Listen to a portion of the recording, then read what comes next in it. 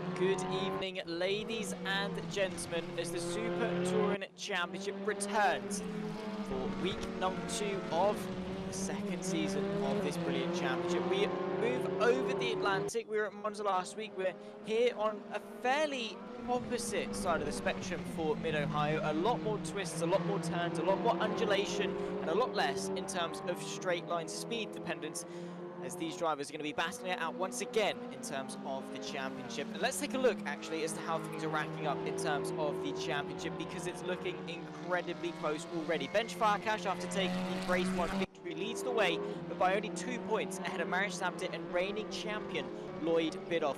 Pavel Mukona making his debut and taking a debut podium in race 1 is fourth, with Luciano rounding off the top 5. Then comes Pascal Jean-Pietro and Jules Oyster close behind. Nenad Balastavljevic off to a fairly slow start. He's equal with the Argentinian of Ezekiel Cheminando in P9, with Phil Lawson rounding off the top 10. Sebastian Ray not a million miles away either, only 1 point off, and Nick Papadin in 12th. Of course, beyond that, we've got the likes of Alan Axton, Stu Neal, Simon Trebek, the top 15, and Fraser Rostance and Emmanuel Lopez, those that were able to score points after the 2 races last week. You can see the likes of Santino, Speva, Butcher, Dini, Flack, and Bernat Rubio were all unable to get to the points margin, but that's not to say that they won't be able to today. We've got 2 more races in store for you, both 20 minutes in length. We've got 2 minutes left of practice before we head for our 12-minute qualifying, and then, as I say, into the 2 20-minute races, the first of which will be decided by the results of qualifying. The second will then be a top 10 reverse relative to the results of race 1. So should be a lot of action, a lot of fun, and hopefully a lot of drama and chaos along the way as well. My name is Zach Sweeney, of course. I'm the commentator for Trippsix Motorsport. I've also got Rich Weatherill's son behind the scenes, pushing the buttons, making the broadcast look lovely and pretty for you all at home, and we do hope you enjoy. And if you do, obviously make sure to like, subscribe, turn the bell on for notifications to not miss a single thing that comes your way out of Trippsix Motorsport. Last stream at Monza a week ago got near 500 views, so it would be lovely to see that reach that. So make sure you're getting your friends, your family, your uncles, your aunts, your sisters, your everything involved, even your sister's dog, if she's got one. She might have a cat, I don't know. Get them to come and have a watch as well. Sit around the sofa and enjoy yourself some amazing touring car action here today. And of course, if you are inclined, to make sure to follow Trippsix Motorsport on Instagram as well. They're posting regularly, keeping you up to date with the championship standings and schedules and things like that. Also some highlight clips as well from last week if you want to go and check those zones out. For now, our focus is firmly on Mid-Ohio. As you can see, Bence is leading the way in the practice. Not that this necessarily means too much as it stands, something to keep in mind as he's looking relatively quick. Of course, we saw last week that the Lynx & Co car was the favourite. Monza, with the straight line speeds and things, did favour itself quite well to the Lynx & Co machine, but have been sort of told from the inside information that maybe it could equalise itself out with Mid-Ohio. You can very much see definitely not as dependent on straight line speed as Monza is. A lot more twists, a lot more turns, so maybe it could favour itself to a car maybe like the Audi RS3 potentially finding its way into the mix.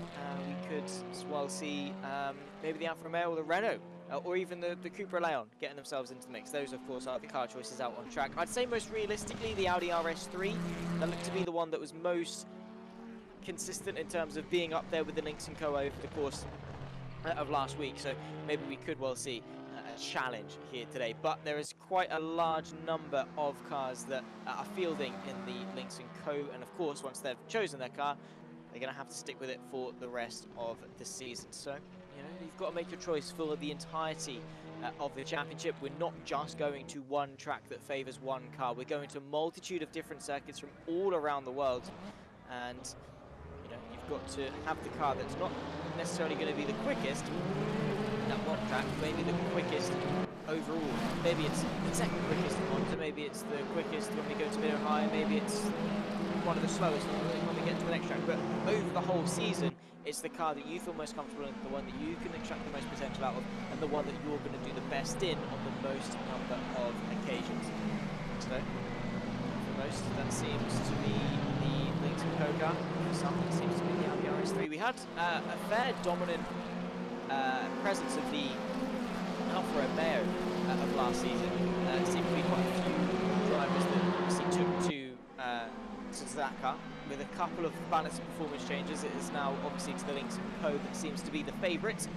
Following on with Pavel Konen, the Russian driver, who of course, as I say, took his debut last time out at Monza, was able to secure a podium place in race number 1. What's he able to do in qualifying here today? Mid-Ohio, 13 corners, twists, turns, overtaking opportunities plentiful, for sure. It's a circuit, to be fair, that I've not really had the pleasure of commentating on so much. I can only really recall one. I think it was MX-5s on, I think it was on iRacing for an MX-5 championship, and it was a lot of fun. It was a really good circuit, really successful. And obviously, I'm not trying to say that MX-5s and touring cars are the same car. They're vastly different. MX-5s, obviously rear-wheel drive, that's one thing, and touring cars, for the most part, obviously now we have got a couple of rear-wheel drive touring cars, but for the most part, they're front-wheel drive. Obviously, they are vastly different. The dynamics of racing that you do get are vastly similar. The MX-5s is very pure, passionate, raw racing. Same too with touring cars. There is that little bit of allowance for a little bit of ding-dong. They're fast, but not too fast. They're not overbearing in their pace. You still have to drive them, you know, braking at this point, trail braking in, being too scared to carry too much speed. And they're not like a Formula 1 car where you can sort of brake where you like and still make the corner. They are very difficult cars to handle, but very fun cars to race, and very fun cars to watch as well. Make sure, of course, you are keeping me up in the YouTube chat. I'm a one-man squad in the commentary booth, so do keep me up to date with your thoughts, feelings, queries, questions, whatever tickles your fancy in the YouTube chat. I promise I do not bite. Me and Rich have already had words about it. I'm not allowed to. It's fine. All good. You're safe. This is a safe space for us to share and give us, obviously, our predictions potentially for the race ahead. Also, just the general thoughts. How are we all doing today? Everyone had a good weekend, a good Sunday? Has anyone been forced to go into work on the weekend? I'm not sure. Thankfully, I only have to work Monday to Friday, and I'm capped at 40 hours a week, being under 18, so I'm all good. I don't have to suffer weekends just yet. What I do get is the privilege of being able to sit in my bedroom with a lovely cup of tea and get to bring you all the amazing action that comes from the Super Touring Championship. While we are waiting for the first couple of lap times to come in from qualifying, we just saw there Pavel Konen go to the top with a 1:34.48. Lloyd Biddulph, Pascal Jean-Pietre, also Luciano within 2/1000ths of a second. Bence setting the pace, the Hungarian incredibly quick when it comes to, of course, his qualifying pace. So for those obviously familiar with Race Room Esports in general and the ranked side of things, Bence took part, of course, in the MX-5 Cup, and in that he was able to take a pole position, which, you know, over the course of 3 rounds, he was only one of, you know, 4 drivers to be able to do so. He got himself 5 top 5s and 2 podiums. So he's a very quick driver. He knows what he's doing, especially, as I say, in that qualifying format. Incredibly fast driver and an ultimate challenge, I'm sure, for those here today. Will he be able to take another victory? Mariusz Sabtier, of course, will want to be bringing the challenge to him in order to sort of tip the scale at the top of the championship. While I did touch on the championship standings a minute ago, and the fact that it is only a 2-point gap, you know, we can't read too much into that at the moment. We're only 1 week in, 2 rounds, if you like, through the 16-round championship. So, you know, the championship lead at this point is more a novelty than anything, right? To be in the championship lead at the moment, it's fantastic, it's lovely, it's a really good thing to kickstart the season with a win and a podium for Farkas. But chances are leading the championship at this point means absolutely nothing. You're not going to be winning the championship. I mean, you might, Bence might go and win the championship, I'm not saying that, but chances are you're not securing the championship after just 1 week of racing. It's a long, mountainous endurance of a season. It's going to take a lot of consistency, pace, hard work, and oftentimes, sometimes a little bit of luck along the way as well to be successful in a championship. We're closing in on halfway through this qualifying session already. You saw there Pavel Konen able to take the top step ahead of Bence Farkas. Less than a 1/10 of a second, around a 1:30 lap time, around a very difficult circuit like Mid-Ohio as well. Sebastian Ray down in 19th place. Let's see what he can do on his pursuit of maybe moving himself a little bit further forward. A huge grid of cars though, which is what we like to see.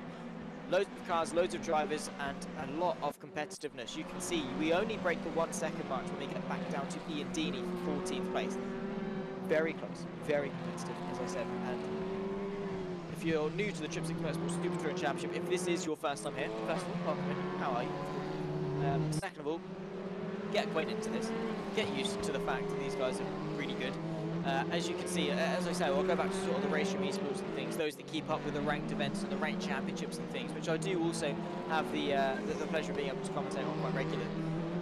We've got Bence, Jean-Pietre, Vitve, Zabdir also takes part in them quite regularly. Accent up there as well. Sebastian Ray also competing in a lot of them.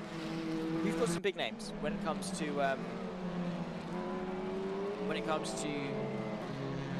race room and familiar names. Race room esports itself is quite a niche thing. Obviously, Vitve has been able to branch into the likes of iRacing and rFactor 2 and things, but they're quite a niche thing. They're a little group of cars that like, you know, to be quick on race room, and you know, we see them quite often taking to the top step fairly often. So yeah, these are the real deal, right? They're basically dissecting all the spiel that I've just got. That is what we're looking at. Very quick drivers, all competing for, of course, as I say, a £300 prize pool once again this season. 150 for first, 100 for second, and 50 for third place. Definitely going to get you a nice little takeaway to celebrate. Again, not bad for one, a free to run the championship, and two, for pretend race cars. Can't complain. Of course, there is also a £20 prize pool for the lowest number of incident points over the course of the season, which is something also to sort of keep in mind. Rich Weatherall is, you know, dipping into his back pockets quite nicely for these guys. They do get spoiled quite a lot, which is awesome to see that such a community-based championship has such very good attendance. And you know, that £20 prize pool, you know, you're not going to be able to pay your mortgage with it, but you can get yourself a cheeky Mackies or whatever takeaway these guys appreciate in their country from around the world. You know, you can get yourself the kebab with it, or you know, get your petrol in for the week. I'm not sure, whatever it is, right? It helps, and the way you're going to be able to get it is by being consistent, is by staying on track, is by staying out of trouble. And when you think about it, you're aiming to do that to be able to get the lowest amount of incident points. Chances are, by getting the lowest amounts of incident points, you're probably going to find yourself a little bit further up the field than you might expect. Just by keeping yourself out of trouble, you're not going to do too bad. Maybe you're not going to win the race, because it does take a little bit more pace and consistency. It's not just about staying out of trouble, but you might find yourself in the top 15, in the top 10, potentially even the top 5, purely by staying out of trouble. We saw that time and time again over the course of Monza. Drivers staying out of trouble, able to then succeed. Pavel Mikkonen, Luciano Vitve at the top of the time machines, but we've got 3 drivers all within a tenth of a second at the top. All of them at the Trippsix code car, which is a little bit strange. Maybe that is still the favourable car, or maybe just the 3 quickest drivers just happen to be in that car. Maybe it's, you know, correlation, not necessarily causation. Lloyd Biddulph, Pascal Jean-Pietre up there as well. Again, the top 5, a tenth and a half of a second. We are talking minuscule amount of time, barely visible really to the naked eye when you think about it. 3 minutes left, and probably closing into their final 2 laps. Of course, again, anyone new to race room, as soon as that timer ticks 0, session's done. It's not like ACC, it's not like the F1 games, it's not like Gran Turismo, where if you cross the line before the timer ticks 0, you get to finish lap. Nah, mate, unfortunately, timer ticks 0, session's done, that is over. It doesn't matter if you were 7 tenths up on the pole time, session ticks 0, you've crossed the line, tough luck, sunshine, and you're going to have to suck it up, basically. So timing is very important. So if you're not out on track at the moment, probably would be a good idea to get out there and, well, you wouldn't even have time to get out there and do an outlap now. So you've got to make sure you're out on circuit. Luciano Vitve just starts his, it will be his final lap. He goes through turn number 1. You get a quick run. Let's see if we can stay on board with Luciano Vitve. Just take him around the circuit. You've then got a bit of a run going into turn number 2. Yeah, late onto the brakes going into this hairpin corner. Should be quite an interesting prospect for overtaking. This is Lloyd Biddulph as well, reigning champion for Trippsix Motorsport, up in 4th place. Only needs a 10th of improvement to find himself up onto pole position. White to the first sector. That, of course, he's not improved on his own personal time, which he's going to need a belter of a middle and final sector if he wants to succeed. Through the right, then the uphill crest that leads you into the left, and then into the next right again. Very sweeping nature is this middle portion of the circuit. Then you head your way into turn number 8, and then of course into 9. Thunder Valley. This is very interestingly called. Make sure you're utilising the banking as much as possible. Lloyd Biddulph not really having the best of lap times. This is really harming his run through the carousel, of course, for the final time before you nip your way into turn 13. I don't think it's quite going to be an improvement for Lloyd Biddulph, and he will stay fourth at best. We eagerly await the likes of Pavel Mukonin, Luciano and Bence Farkas to come across the line for their final runs. Lloyd Biddulph not got enough time to go for another lap. Only fourth for the reigning champion. John Pietro, what can he do in improving? We're following on here as well with Bence Farkas. Currently third is the Hungarian pole sitter and race one winner of last week. Purple to the first and to the second sector. Could this be Farkas's time to shine? He's got not very long left to go in this lap. He's actually only got 2 more corners left to go. Of course, the session brings itself up now, but there is still about 20 seconds left to go. Provisionally, it's Pavel Mukonin that takes pole position, but will it be Bence Farkas that takes to the top step after he crosses the line? We'll find out when we take to the grid, but provisionally, as we see it, Luciano Wittwe on the front row, with Bence Farkas and Lloyd Biddulph in behind. Pascal Jean-Pietro rounds off the top 5 with Vladislav Levic in 6th, Mariusz Zabdir in 7th, Sebastian Ray, Thomas Santino and Schulz Oyser round off the final 5 rows of the top 10. Phil Lawson, Victor Bernat Rubio, Ezekiel Chaminando, Stu Neal and Alan Axon, the top 15. Fraser Rostance will join Axon on the 8th row with Ian Deeney and Spava in 18th. Benny Norton, Nick Papadin 19th and 20th, with Simon Trebek and Polly Flack 21st and 22nd. The 11th and final row of the grid. We're moments away from getting ourselves underway for race number 3 of the Trippsix Motorsport Super Touring Championship. Qualifying is done and it's dusted here in Mid-Ohio. I'm going to step away for just a few seconds, get myself a drink, get ready to go, and we'll be back for 20 minutes of racing action.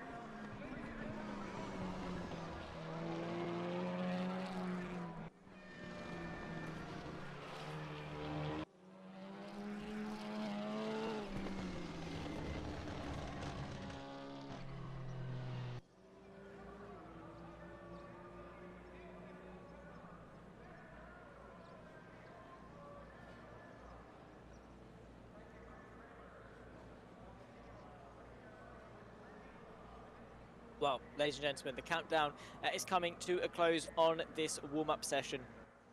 Race number 1 will get itself underway very shortly. They'll take to the grid, they'll line themselves up, and the adrenaline will get pumping.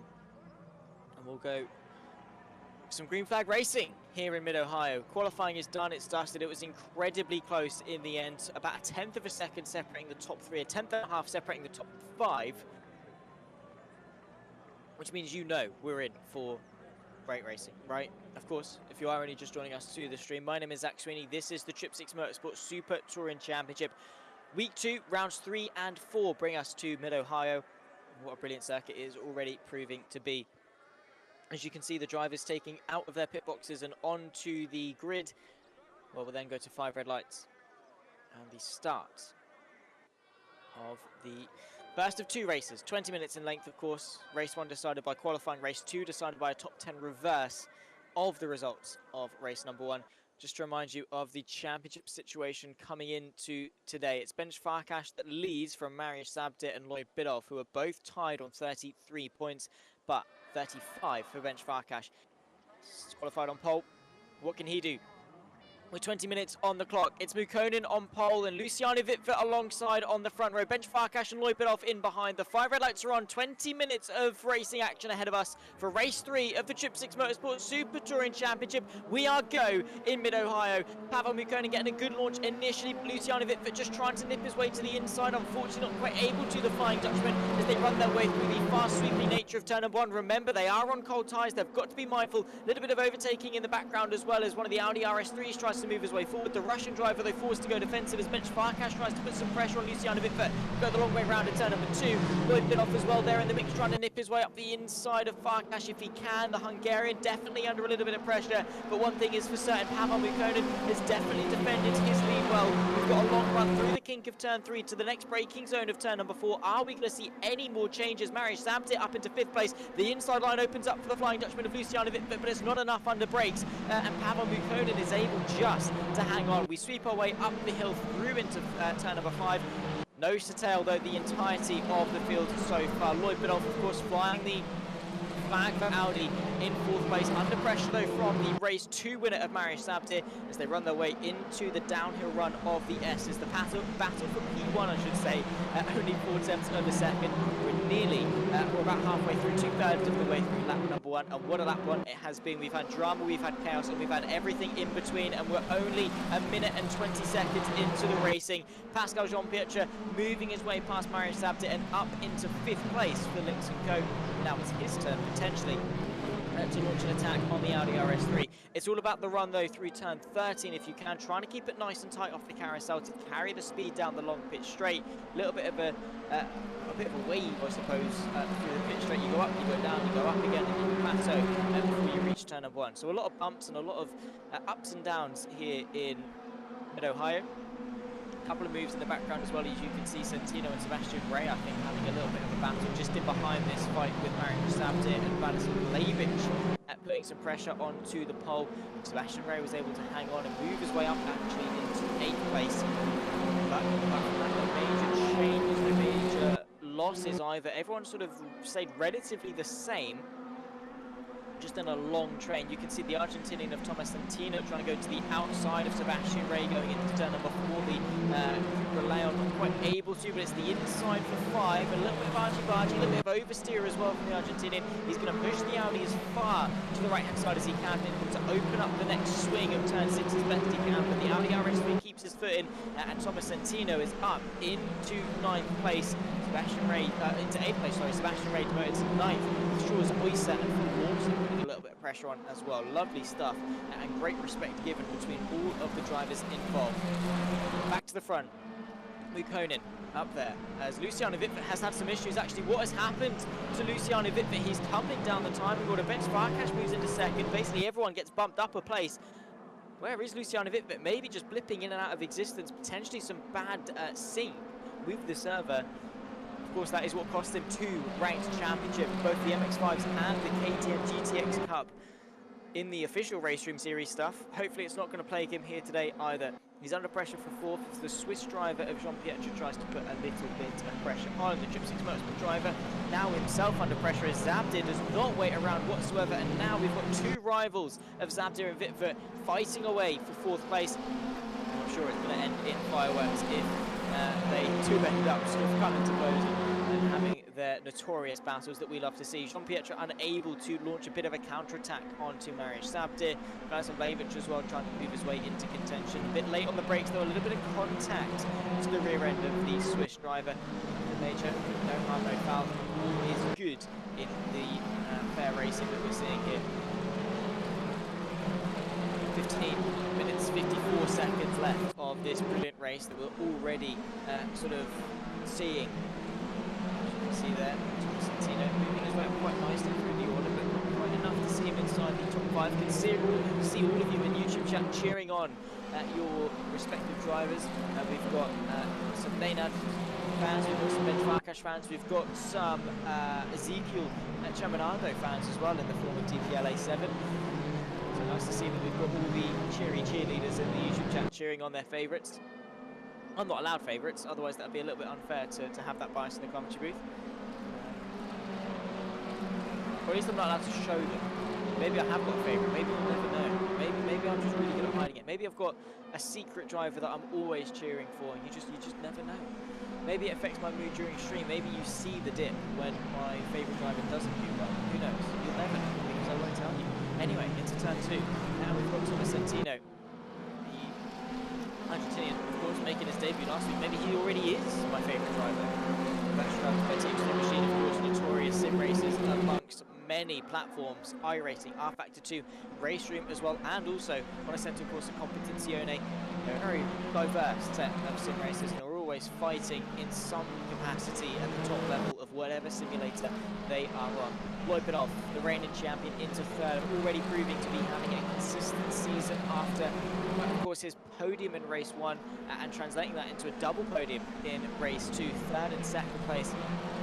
Not won a race yet, and yet still in contention already, sort of very close in the championship fight. Of course, again, only after 1 week of racing, can't read too much into it, but I think a driver like Lloyd Bidoff is probably going to be one of the favourites to win. Is he going to take many race wins? Probably not. He didn't many for last season. It took him up into the Red Bull Ring round, what was it, round 5 or 6, I think, for him to actually take a win. Then he went on a winning streak. But throughout the whole season, I don't think it was the overall most amount of wins, but he still was able to take the championship. That's exactly the type of driver that Lloyd Bidoff is. He's just so consistent, always up there, always pestering the top guys, and well, he's cemented himself as a top guy after taking the inaugural Super Touring Championship. Now he's back for more in Season 2. He wants that prize money and he wants to succeed as we approach the halfway mark of race number 1. 13 minutes, 20 seconds left on the clock.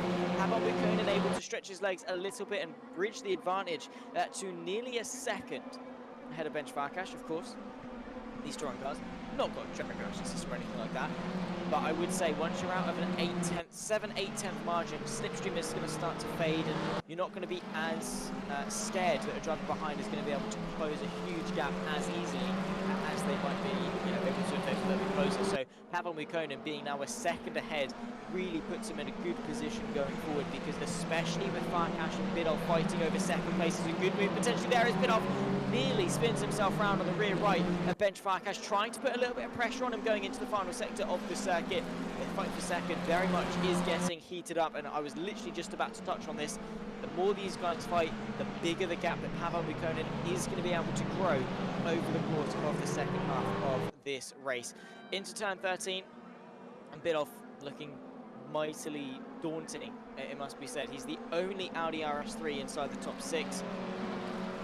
Surrounded by Lynx & Co cars, but he's flying the flag for Germany quite well. And speaking of Germany, actually, in all fairness, we do go to it a couple of times, 3 times to be exact, Hockenheim, Nürburgring and the Sachsenring throughout season number 2. So German cars, do we even have any Germans on the field? We do, we've got Sebastian Ray, of course we've got Sebastian. He's a very good driver, won in one of the MX-5 races as well.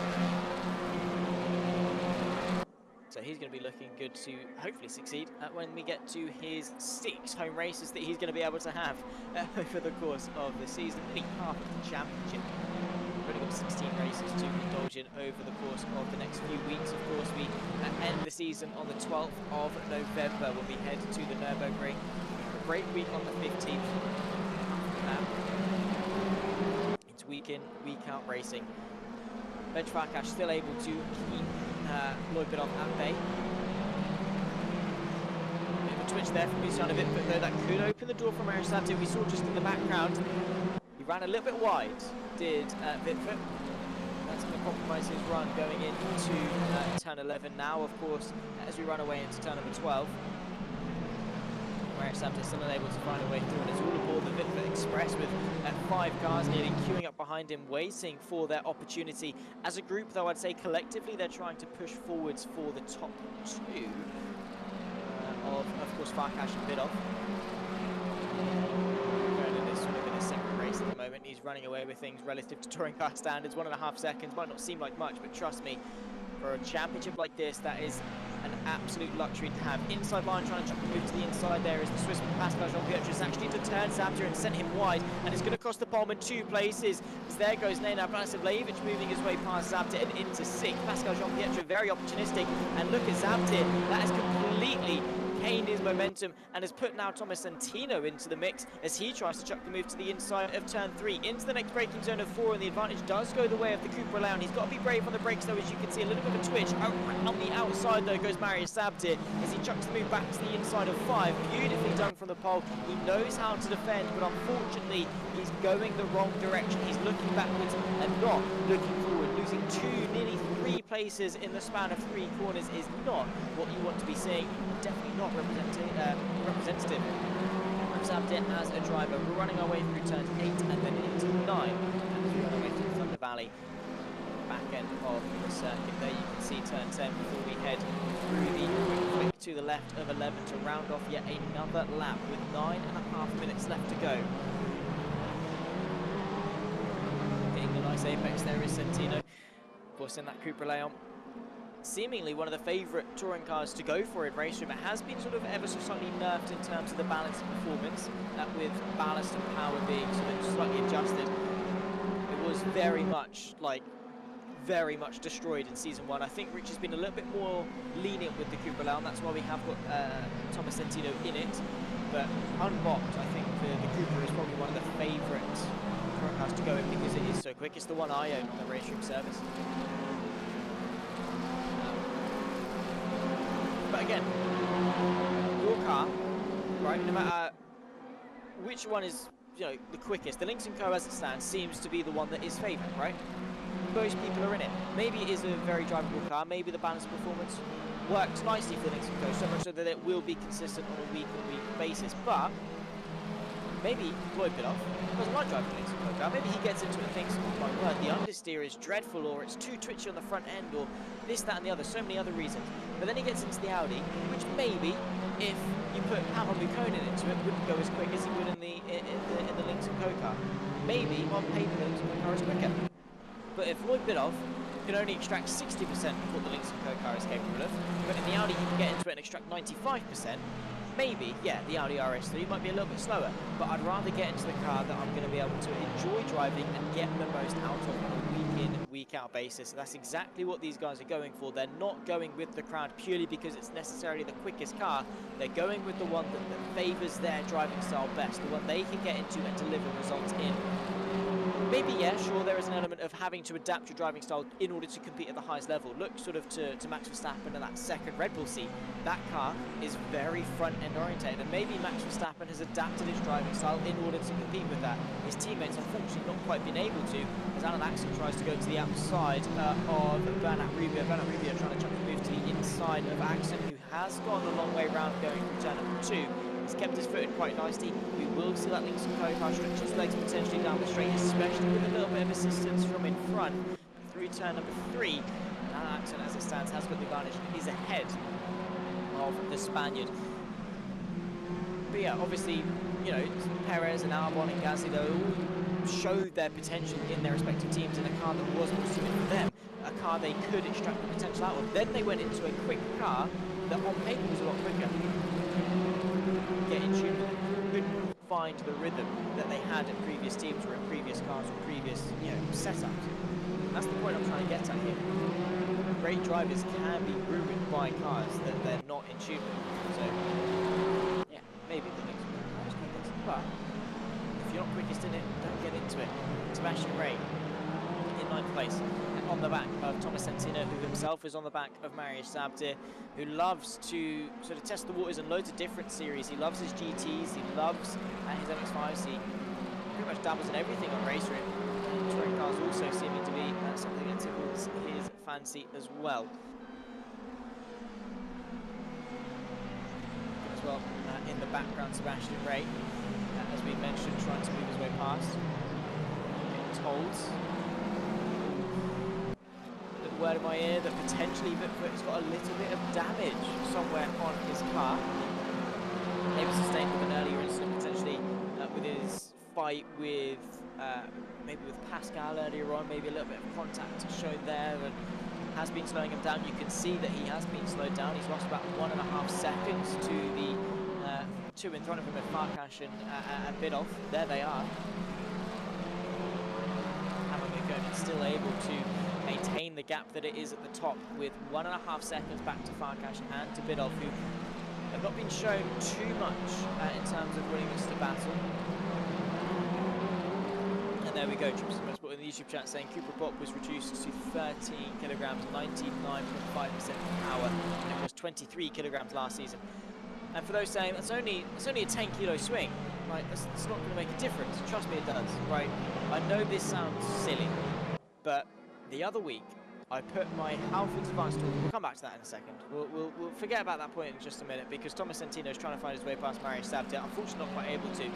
But yeah, I had my awakening with cars and weight transfer and things like that because again, it's a thing. You know, you remove all this weight. And it's almost like, well, what really did that do? Can you actually feel and see the difference? Because it's not a tangible thing. It's not like you're adding more power, you're taking stuff away and expecting to see a result. It's like, with more power, you know, you get to a higher top speed and you can see that. With weight, it's sort of just that shadow. I don't really know how to explain it, but for me, definitely, it's one of those things where it's like, well, yeah, it does help. You know it helps because the theory helps, but you can't really grasp the concept why. And then I got my Halfords Advanced toolbox into the back of my car, and that was obviously quite heavy. Off the road is one of the Interco cars. I think that was a car who was being lapped. But I put that into the boot of my car, my 1.9 Mark IV Golf, and I got into it, and I started to drive it, and I was like, hang on, this feels a little bit sluggish. The car itself isn't pulling as much. It's not, you know, able to accelerate. It's not feeling as responsive through corners. And don't get me wrong, I've got a black box. I can't go that quick. But even at that speed, I can feel it. And that was what my toolbox probably weighs 70, 75 kilos, maybe max. Maybe even a little bit less, maybe a little bit more. And that made that big of a difference. And that's just in your generic road car with a 17-year-old boy who's got a black box, going slow, feeling the difference. And what I'm trying to say is that a 10 kilo swing is actually quite a lot, and you will feel that. Unfortunately, as we have seen, hang on, Pavel Mukkonen, 21st place.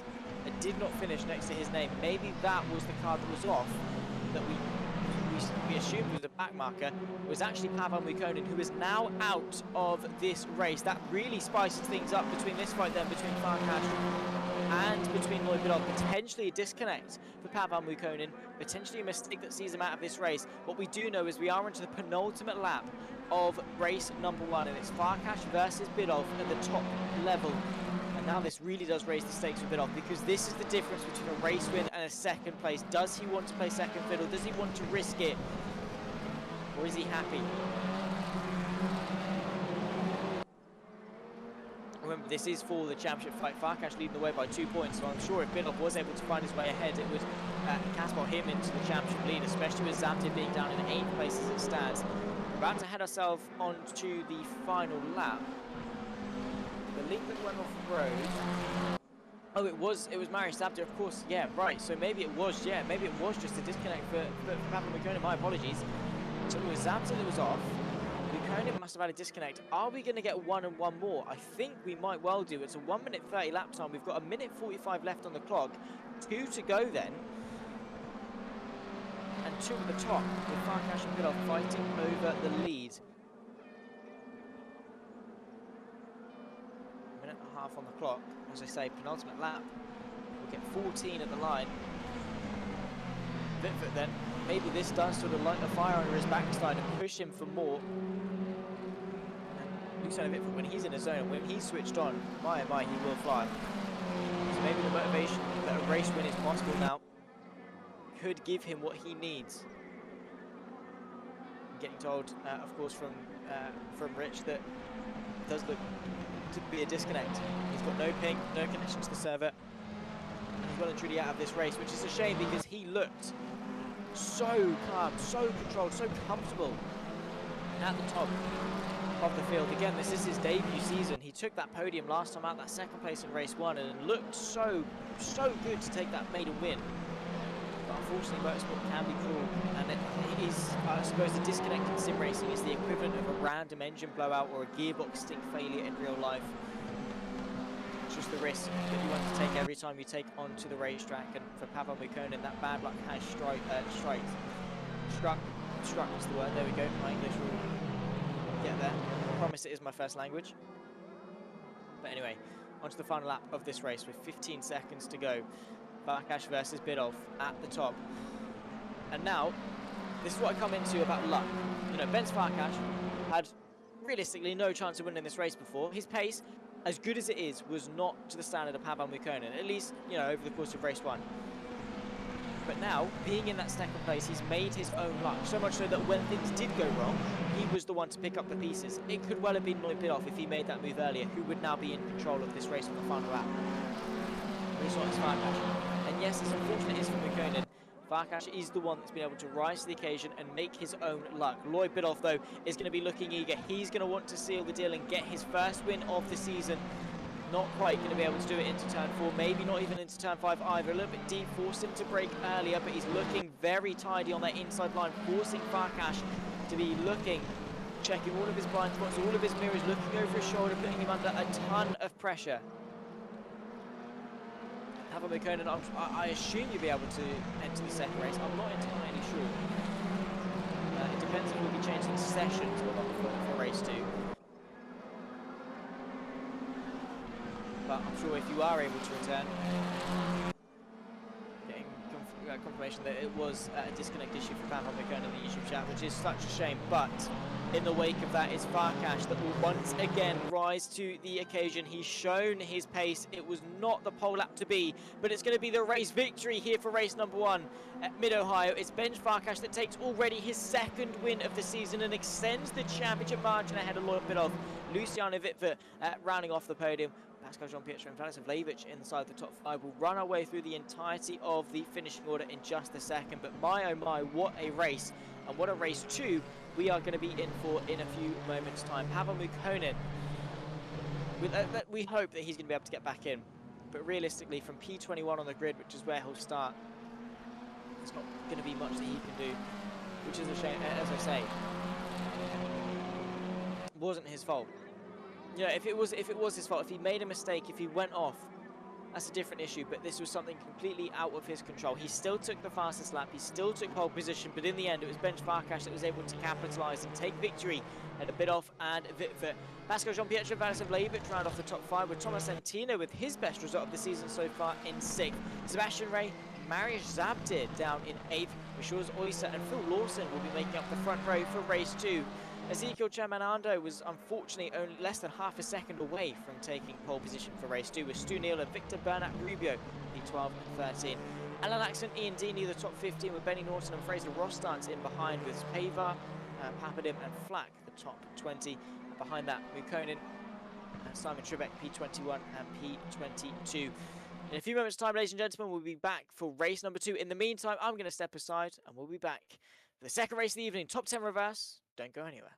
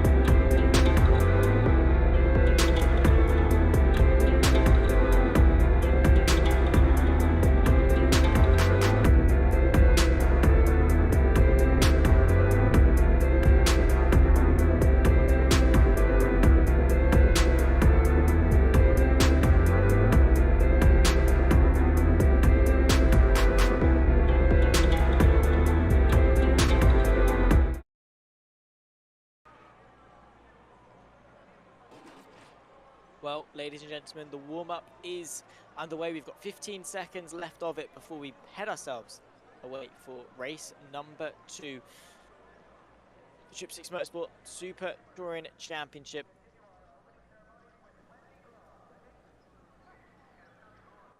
Race 1, of course, saw just, I don't even know how to describe it. It was just amazing racing. Of course, Pavel Mukonen, unfortunately, taking a disconnect in that round. Unfortunately, he's not going to be able to rejoin the server for race 2 after what seemed to be certain victory. But sometimes that is how the cookie crumbles. It was Bence that was able to take his second victory of the season so far. It was Lloyd Bidoff and Luciano that joined him on the podium. Getting word that Luciano's game crashed as well, but it's showing that he finished on the podium.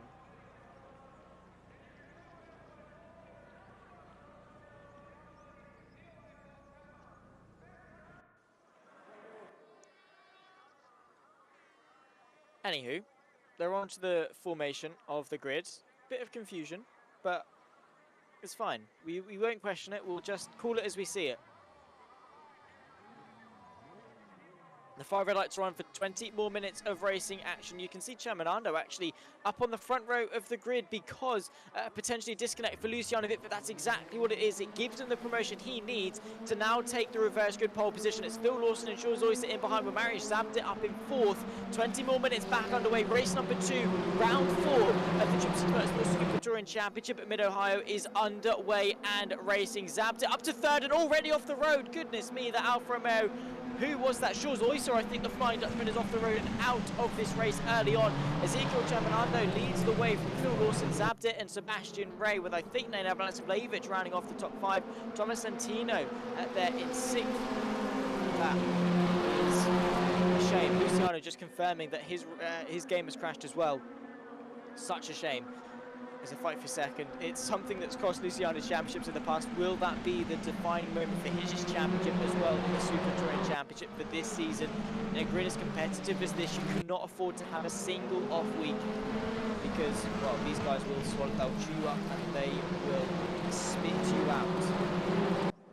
Any sign of vulnerability will cost you in the championship as hotly contested as this one. Lloyd Bidoff able to work quickly through the field into 6th now, relative to Farkash at only 9th. Getting word that his game crashed literally right off the finish line. So my initial hypothesis for Vitfit was the fact that it crashed sort of during race 1. But no, literally as soon as race 1 finished, thankfully for him I suppose, he still gets the points for race 1, but won't be able to participate in race 2 due to the way that race room works. Zabzir on the back of Phil Lawson into turn number 1. Is the pole close enough? Not quite, but Phil Lawson does leave a little bit of room. That allows Zabzir to maybe have a bit of a look. Sebastian Ray and Lloyd Bidoff getting a little bit comfortable as they work their way into turn number 2. The Audi RS3 of Bidoff on the outside. It's the German of Ray on the inside into the heavy braking zone all the way around. Look at the agility from the reigning champion. Bidoff catapults himself up into nearly 4th place, but Sebastian Ray on that shorter run through the hairpin definitely gives him the better run coming out and allows him to put his foot to the floor first and take 4th place back from Lloyd Bidoff, who is making some quick work through the field. They've got to be careful though, because already we're starting to see the top 2 break away ever so slightly, so Sebastian Ray and Lloyd Bidoff have to sort this squabble out soon. Late on the brakes from Sebastian Ray though, and he sent the move for the podium. Beautifully done and gets given the space from Marius Zabdit. It's the long way round, but Lloyd Bidoff is then able to get himself on the inside line and launch at a bit of attack on Sebastian Ray, who runs himself a little bit wide. It nearly was a position lost, and Lloyd Bidoff showing his mettle in terms of capitalising on some good moves when they occur. Nothing much happening yet. A bit of a mistake from the Argentinian of Ezekiel Chaminando,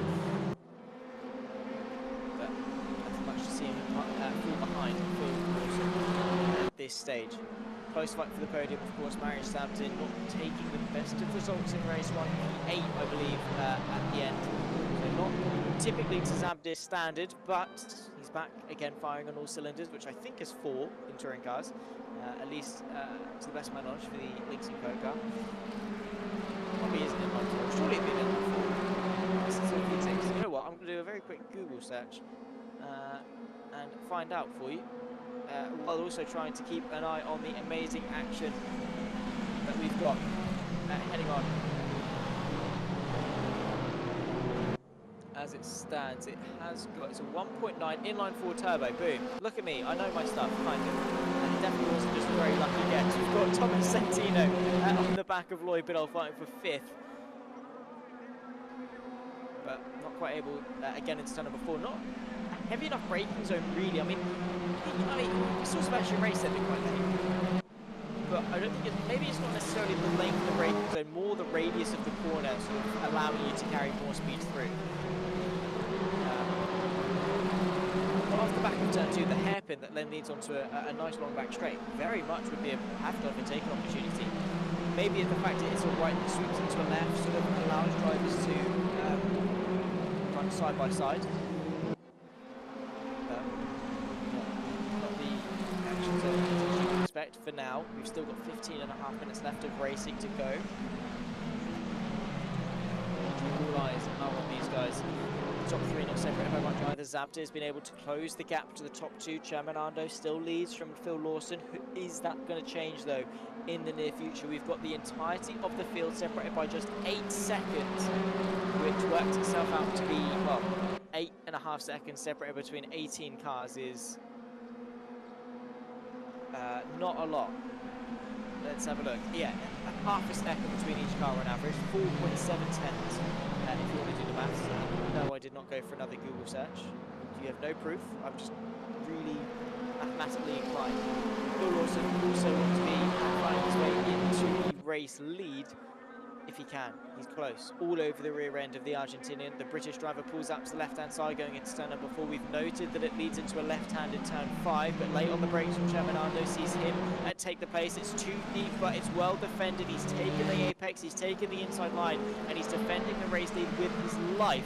Phil Lawson goes wide though, and immediately on the attack is Zabde. He does not hesitate when he's given an opportunity like that, and the pole picked his way up in a second place. You give him an inch and he will take a mile, and in this case Phil Lawson gave him the space and Zabde took second, and now he's eyeing up the lead. What can he do? Will it be very much a repeat of Monza, where we see Farkas take the lead in race 1 and Zabde take it in race 2? We've still got 40 minutes to decide, as there you can see Sebastian Ray nipping up his way into turn 12 at the carousel. Phil Lawson falls down to 4th, a brilliant move from the German of Sebastian Ray. And now more racing to indulge in. More battles to be had. More questions to be answered all over the rear end. Zabde caught ever so slightly trying to follow his line a little bit too much and ran a little bit wide off the exit of turn 1 into 2. You can see they're ducking and diving in the background. I think that's Pascal Jean-Pietre, and also a move potentially as Farkas tries to send a move on Santino. No changes amongst the midfield and the lower end of the top 10. Zabde searching for a gap, and he's gone to the outside. Maybe that's to his detriment though. Maybe that could be a mistake. We've seen time and time again, it's the way he found himself in second place. But maybe he can do a little bit better. Maybe he can seal the deal. Sebastian Ray immediately looking to the inside line if he can, but Zabde's able to hold it off. Nose to tail the entirety of the top 3. Thomas Santino under a lot of pressure as well from Bence Farkas, who's trying to move his way forward. Race 1 where we're not able to capitalise on so much of the overtaking opportunities here at Mid-Ohio. Especially in such a long pack like this, it is difficult. You sort of think it's a backwards way of thinking that it's difficult to make up places in a pack like this, but it is, because one thing goes wrong and you're taking out so many people. Marius Zabde though not waiting around. He sees an opportunity, but unfortunately it wasn't the one that sees him into the race lead. But that's the thing for Zabde. He's got to be so mindful, because he's attacking, he's defending. He wants to keep that second place, but he also wants to advance for first. But he doesn't want to advance for first and lose second place. It's that balancing, it's that compromise, it's finding the sweet spot on how much you can attack and how much you can compromise yourself in order to attack without losing places and without falling victim to the likes of Ray and Lawson behind. Defensive goes Cemento once again, and Zabdir puts himself vulnerable to the outside. What can Sebastian Ray do late on the brakes though? And Zabdir is going to try and go the long way around. We've got Thomas Santino trying to go to the outside as well of the Alfa Romeo of Phil Lawson.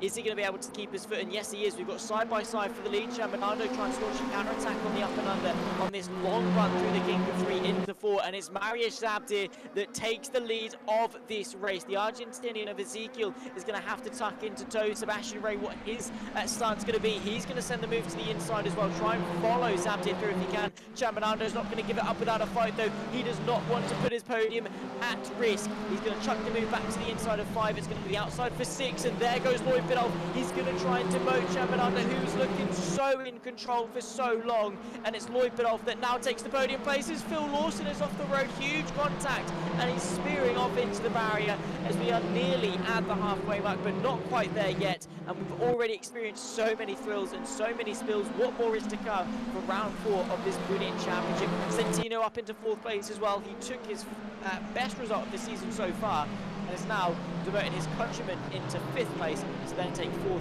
Could we see a Virtual Drivers by TX3 podium in the form of Thomas Santino? I hope you guys are enjoying this as much as I am, because I am absolutely loving it. Again, this is what I commentate for. This is why sort of I do what I do. It's to have the privilege to call this my job, sort of. It's just the best race that you can get is touring cars, especially at this caliber of drivers, this amount of respect and the amount of intelligence that you're seeing in the moves being thrown. And you might just think it's drivers looking for space and things like that, but it's how you find that space, it's how you look, and then how your confidence affects when and where you go for moves. We saw Zabdir and Ray, no hesitation. There was a gap. They feel that they found a way through. And, you know, looking at it from outside's perspective, it might be thinking, well, yeah, they're just going for move to the inside. But when you really look at it, the intelligence and the racecraft and the experience, the years of experience that goes into building that confidence, you start to appreciate how good these drivers really are. And yes, they are only sim racers. Well, you even say only sim racers. Sim racing has got such a huge budget behind it, so much money being pumped into it and things. Just look at the SLR1 and $1 million in prize pool.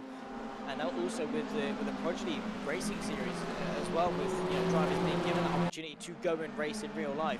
The British F4 Championship, the Rocket Races up on the Quali Sports Competition UK, that now sees Deegan Fairclough, a multiple-time race winner and P3 in the championship in British Formula 4, Jimmy Broadbent, Super GT, most recently with Jan Mardenborough, Chembolic Passy, so many sim racers. James Baldwin taking that step from sim racing into the real world and being successful. So they are at the top flight of esports.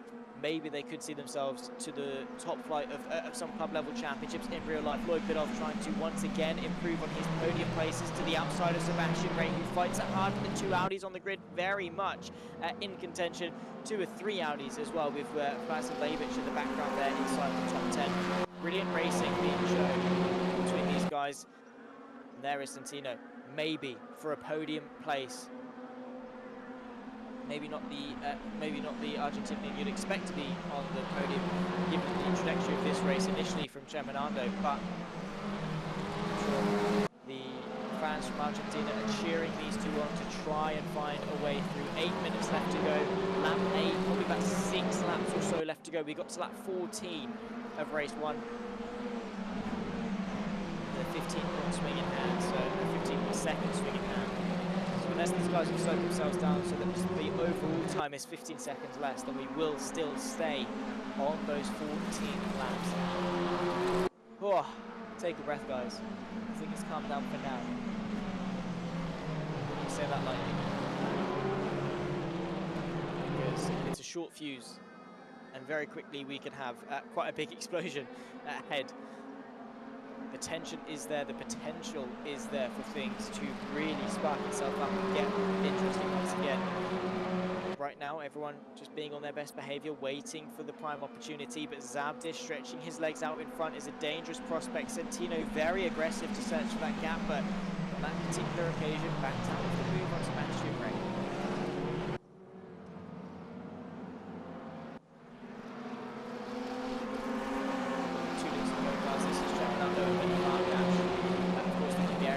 Victory in race 1. Last week at Monza, he wasn't able to convert the victory in race 1 to another podium in race 2. Could we see a change of luck from him today? Because it's definitely possible. He's not a million miles away. He's going to look to the inside.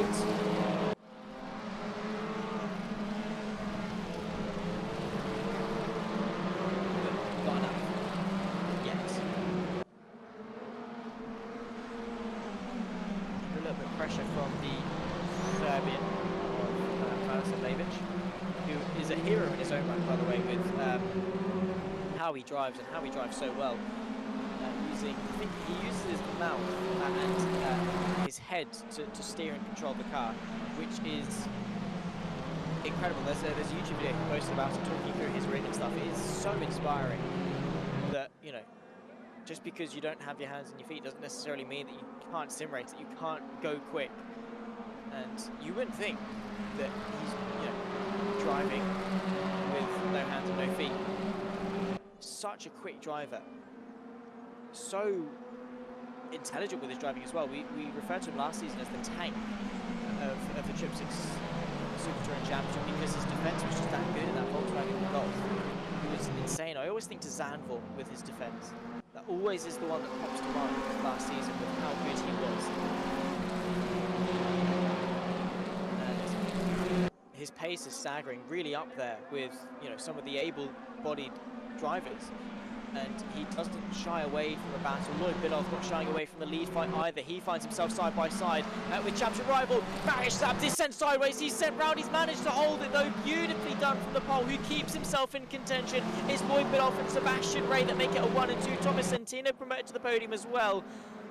Mariusz Zabdi can breathe a sigh of relief, but he's got to get straight back on it. This Cooper Leon as well as Centino looking to go for the move on Sebastian Ray. 5 minutes left to go, and Zabdi is going to be fuming with that move. He's going to want some vengeance. He's going to want to get himself back to the front, but he's got to worry about those behind him first. Chaminado and Bence Farkas battling away as well just in behind. You can see Farkas just able to get himself ahead, but it's going to be the outside line as they run their way through. And unfortunately for Chaminado, well, for Farkas, I should say, it's too wide onto the grass and into 8th place. Could we still see a redemption from Zabdi? Who showcases in the best of form the lack of certainty that you can have leading the race by a second, and in the blink of an eye, the snap of his fingers, he's off the podium and under pressure from the lower end of the top 5. Yes, he's still got a chance to redeem himself, but it's going to be tough and not the situation that he would have wanted to be put into at this stage in the race. He was quite calm and collected leading the race. Lloyd Biddulph though with an aggressive move, then an even more aggressive one from Sebastian Ray to see him into second. Didn't quite see enough of it to draw any conclusions though, so I'll hold off. From what I saw though, Zabdi gave him space. Maybe Sebastian Ray could have been a bit more wiser with the move, but again, I can't say that with absolute certainty until we see all the angles. I'm sure the stewards will take a look in further depth. A mistake there from Sebastian Ray, a small twitch and puts him under pressure. He's got to be so careful because it's small mistakes like that that accumulate and add up into your confidence being shattered and the driver behind feeding, smelling blood in the water and waiting for that opportunity again. As soon as they see a moment, a lapse in judgment, they are on it straight away. They do not give you a moment to breathe, and Sebastian Ray has to be mindful of that brutality. I'm sure he does. It's very much kill or be killed, hunt or be hunted, overtake or be overtaken in racing like this. 3 minutes to go, 2 to go at the line. Lloyd Biddulph looking confident for his first win of the season, and it could well be the one that puts him into championship leading position, with Farkas being down in 8th place. Of course, if you want to be up to date with the standings and things, make sure to join the Trippsix Motorsport Discord channel, and make sure obviously to follow them on Instagram as well. While you're there, follow me as well, ZachSweeney19, if you're interested. If you're so inclined, by all means, but if you want to get the standards update as soon as you can, definitely head over to Instagram. Of course, we'll touch on them next week on the broadcast, but if you don't want to wait a week's time, head over to Instagram. They'll be updated as soon as possible.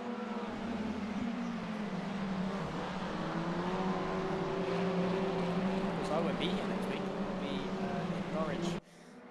I know, so glamorous, right? With my girlfriend watching the concert. So we'll hand over to the very capable hands of Darragh Thacker, who some of you might recognise from the Racing Rank broadcaster herself as well, a new addition to the commentary team, alongside myself, Lewis McLean, Cam Roger and Ewan O'Leary. Darragh Thacker, very, very good up-and-coming commentator. And will be, hopefully, filling my shoes quite nicely in a week's time when we head to Interlagos. Hang on. Yes, when we head to Interlagos. I do know the calendar. So a brilliant circuit for him to be introduced to the championship. I'm sure he'll be watching along at some point as well. Getting a feel for the championship, getting to know the brilliant, lovely names and faces of all these drivers that are so well versed in the world of racing. On to the penultimate lap of this race, and it's Lloyd Biddulph under a bit of pressure from Sebastian Rey and Thomas Santino. Zabdir falling off ever so slightly, but don't count him out just yet. If there's a battle between these three, he'll be the first one on the scene, the first one to arrive, and the first one to maybe launch a resurgence. 50 seconds on the clock.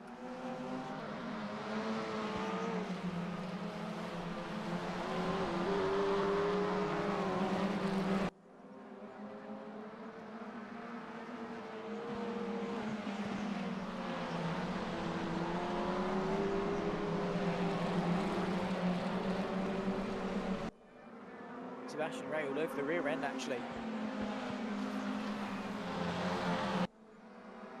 Lloyd Biddulph, but he's running out of opportunities.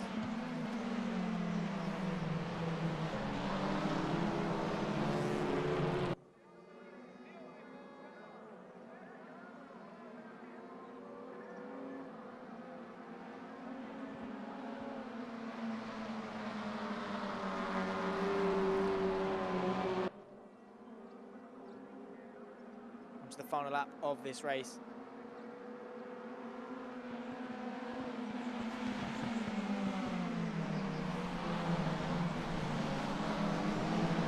As there's the move, Sebastian Rey chucking it to the inside of turn 2 on what could arguably be one of his final attempts. Lloyd Biddulph was able to thwart the attack the long way around of 2, and Sebastian Rey, who is so confident on the brake pedal, could he launch the attack into turn 4? The space is given, Sebastian Rey goes for it, but Lloyd Biddulph is later. No, he's not. Sebastian Rey sends the move. Doesn't quite reach the apex first though, and Biddulph is able to stay ahead.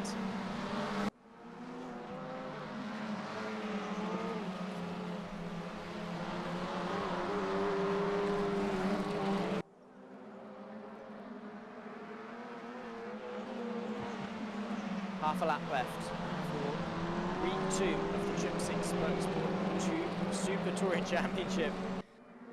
We've got a number of corners left to go, about 3 left. The left of turn 11, the right of 12, and then into the left of 13 once more, and Lloyd Biddulph might well get himself into championship leading position. Sebastian Rey late on the brakes for a final ditch attempt, but Lloyd Biddulph out of the final corner will take his first win of the season, and maybe with it the championship lead as well in Mid-Ohio. It's another double podium whammy for Lloyd Biddulph. Second place in race 1, first place for race 2. Sebastian Rey and Thomas Santino rounding off the podium in what was an amazing battle all throughout the race. Amazing stuff to see, although they are running still at full racing speed, as there's Santino going to the inside. There we go. The race has done. The results are up. I was confused there for a second. I thought maybe they had an extra lap themselves. Biddulph and Rey 1 and 2, with Thomas Santino for Virtual Drivers by TX3 taking his first ever podium in the Super Touring Championship. Marius Zabdir, 4th place in the end, not where he would have wanted to finish whatsoever. Ezekiel Cheminando in 5th, with Nena Vlasovljevic in 6th.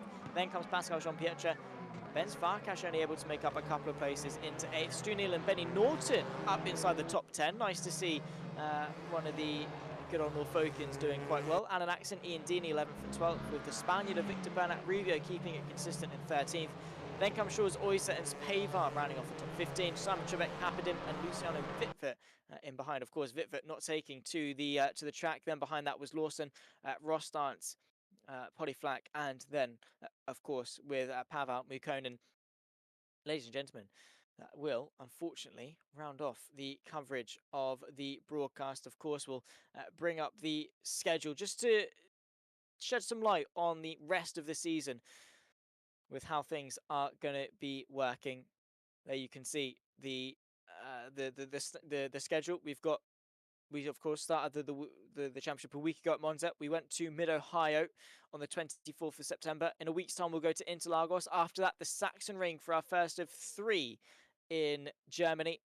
Then we take a week's break on the 15th. Then we go to Belgium for Zolder, the Hockenheim GP, Road America, before we then very quickly find our way back in Germany for the Nürburgring Grand Prix Loop. So a big stacked calendar waiting ahead of us for season 2 of the Super Touring Championship. We've ticked off weeks 1 and 2 in Monza, and what a battle it has been, of course. And I've very much enjoyed it up until this point. Of course, we've had Bence Farkas take 2 wins, Marius Abdir and Lloyd Biddulph to take the other 2. A close championship already seemingly materialised.